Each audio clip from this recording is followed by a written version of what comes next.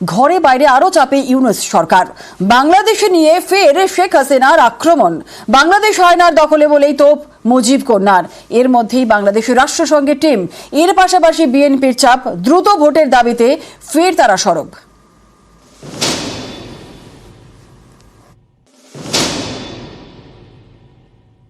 আজকে এমন একটা অবস্থায় পড়ে গেছে যেখানে বাংলাদেশটা মনে হয় যেন হায়নাদের দখলে চলে গেছে। পদ্মা পাড়ে হিংসার হানাহানি, বারবার আক্রান্ত সংখ্যালঘুরা, এতে ঘরে বাইরে চাপে ইউনূস সরকার। তদারকি সরকারকে ফের তুলোধনা শেখ হাসিনার। আমেরিকার পেনসিলভেনিয়ায় আওয়ামী লীগের অনুষ্ঠান থেকে মুজিব কন্যার সুর সপ্তমে। আজকে এমন একটা অবস্থায় পড়ে গেছে যেখানে বাংলাদেশটা মনে হয় যেন হায়নাদের দখলে চলে গেছে। দেশের মানুষের জীবনের নিরাপত্তা নাই, শান্তি নাই, পেটে খাবার নাই। সেই ধরনের একটা পরিস্থিতিতে মানুষকে জীবন কাটাতে হচ্ছে।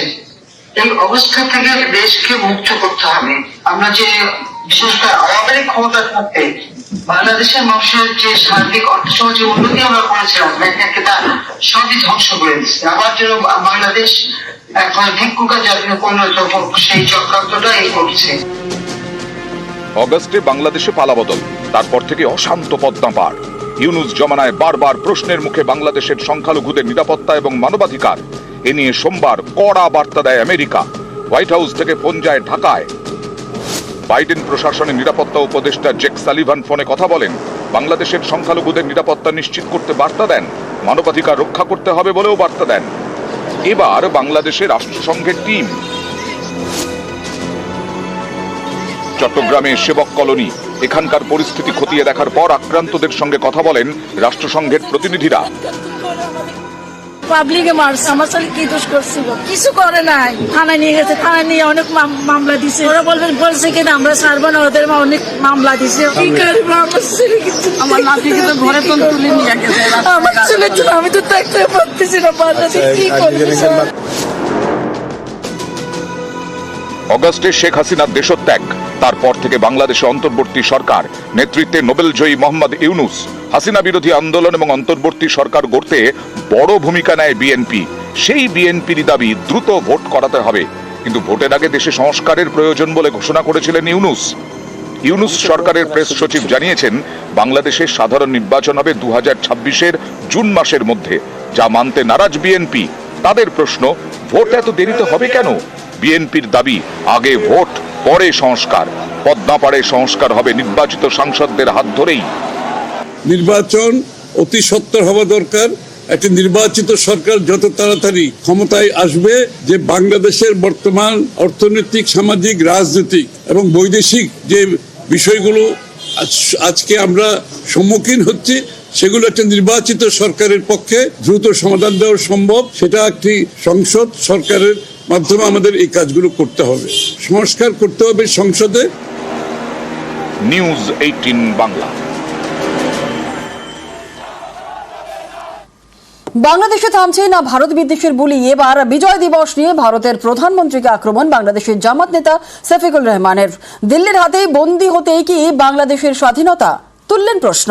বিজয় দিবস নিয়ে নরেন্দ্র মোদীর সোশ্যাল মিডিয়ায় পোস্ট নিয়ে আক্রমণ জামাত নেতা। কটাক্ষ বাংলাদেশের বুদ্ধিজীবীদের অবস্থান নিয়েও। মোদী সাহেব কি বললো? বললো যে 16 ডিসেম্বর ভারতের বিজয় দিবস।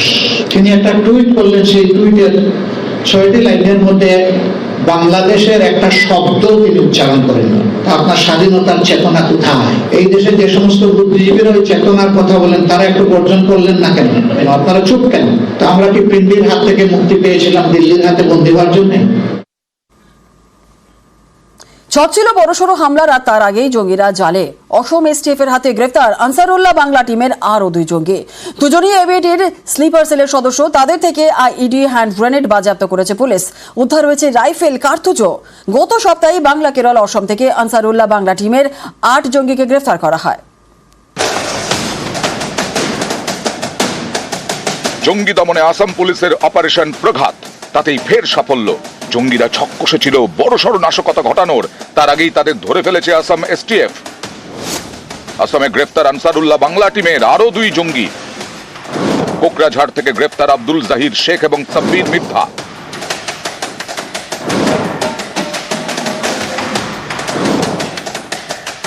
with the help of Kokrajhar police and achieved a huge success in averting a major possible terror attack by fundamentalist jihadi elements. Two more jihadi cadres, one Abdul Zahir Sheikh and one Sabir Mirdha, both from Kokrajhar, have been arrested. সম্প্রতি ভারতের 3 রাজ্য থেকে আনসারুল্লাহ বাংলা টিমের 8 জঙ্গিকে গ্রেফতার করে Assam STF. Paschimbanga থেকে 2 জন, আসাম থেকে 5 জন এবং কেরল থেকে 1 জন। এদের জেরা করেই জাহির ও সাব্বির নামে 2 জঙ্গির খোঁজ পায় আসাম পুলিশ। ধৃতদের থেকে উদ্ধার হয়েছে বিপুল অস্ত্রশস্ত্র, মিলেছে আইডি তৈরির সরঞ্জাম, গ্রেনেড, রাইফেল, উদ্ধার হয়েছে কার্তুজের খোলও, যা দেখে আসাম পুলিশের অনুমান শুটিং প্র্যাকটিস করা হয়েছে। অগস্টে বাংলাদেশে পালাবদল, পদ্মাপাড়ে পালাবদলের পর ছাড়া পায় আনসারুল্লাহ বাংলা টিমের প্রধান জাসিমউদ্দিন রহমানি। এই রহমানির নির্দেশেই মুর্শিদাবাদ সীমান্ত দিয়ে বাংলায় ঢোকে এবিটি জঙ্গি মোহাম্মদ সাদ রাডি ওরফে সাব শেখ। তাদের সম্প্রতি কেরল থেকে গ্রেফতার করে পুলিশ। একই সঙ্গে আসাম ও পশ্চিমবঙ্গ থেকে ধরা পড়ে আরো 7 জন। এদের মধ্যে মুর্শিদাবাদের হরিহরপাড়া থেকে গ্রেফতার করা হয় আব্বাস আলী এবং মিনারুল শেখকে।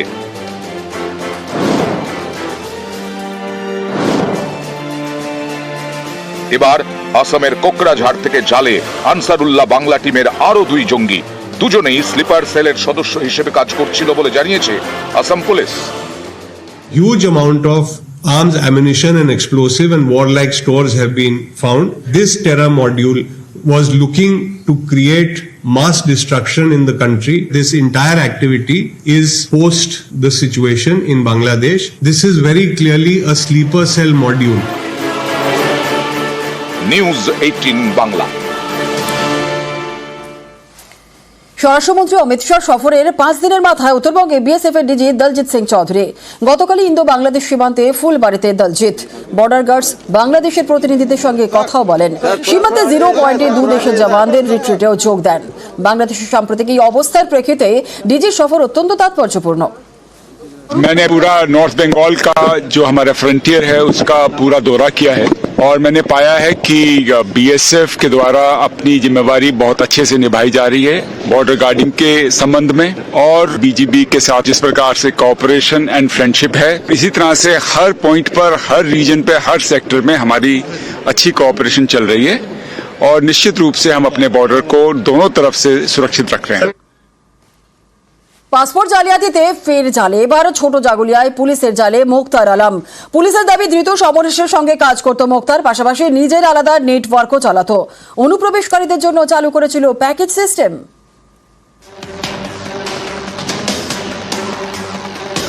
ভুয়ো নথি দেখিয়ে ভারতীয় পাসপোর্ট, এই পাসপোর্ট জালিয়াতি চক্রের অন্যতম মাথা সমরেশ বিশ্বাস। তাকে আগেই গ্রেফতার করেছে পুলিশ। এই সমরেশকে জেরা করেই এবার গ্রেফতার পাসপোর্ট জালিয়াতির আরেক পান্ডা মুক্তার আলম।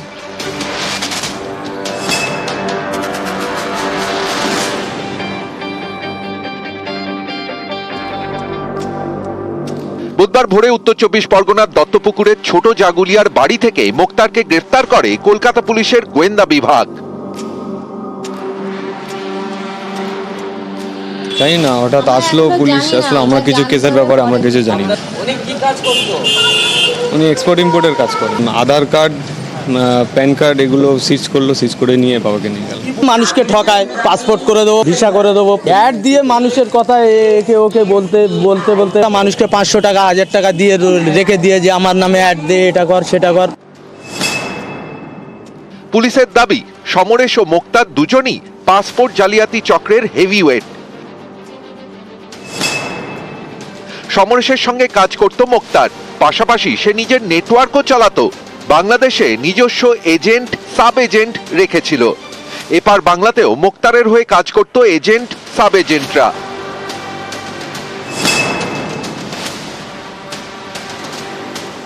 থাকা, খাওয়া, বেড়ানো সব মিলিয়ে প্যাকেজ।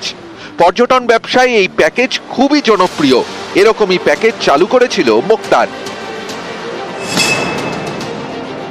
অভিযোগ, অনুপ্রবেশকারীদের জন্য প্যাকেজ সিস্টেম চালু করেছিল মুক্তার। প্যাকেজে ভুয়ো নথি, পাসপোর্ট থেকে এপারে থাকার বন্দোবস্ত সবই ছিল। অনুপ্রবেশকারীদের জন্য ভুয়ো নথি দিয়ে ভুয়ো পরিচয়পত্র বানিয়ে দিত মুক্তার। এই ভুয়ো পরিচয়পত্র দিয়েই তৈরি হতো পাসপোর্ট। এরপর বাংলাদেশ থেকে আসা অনুপ্রবেশকারীদের এপারে থাকার ব্যবস্থাও করে দিত মুক্তার। এখানেই শেষ নয়, অনুপ্রবেশকারীদের ভারতের অন্য রাজ্যে পাঠানোরও ব্যবস্থা করে দিত মোক্তার আলম।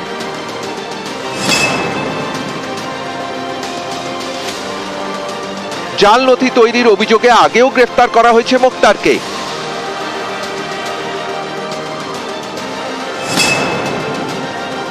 দু সালে গ্রেফতার করা হয় মোক্তারকে। বেশ কিছুদিন জেলও খাটে সে। জামিনে মুক্তি পাওয়ার পর ফের জাল নথির কারবার শুরু। এই মোক্তারই বুধবার ভোরে গ্রেফতার। পাসপোর্ট জালিয়াতিতে আমতা পোস্ট অফিসের এক অস্থায়ী কর্মীকেও জিজ্ঞাসাবাদ করেছে পুলিশ। নিউজ 18 বাংলা।